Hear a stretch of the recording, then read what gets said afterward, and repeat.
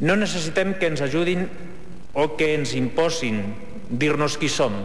Sabem qui som, sabem d'on venim. I el nostre futur serà conseqüent amb aquest passat i amb les nostres aspiracions.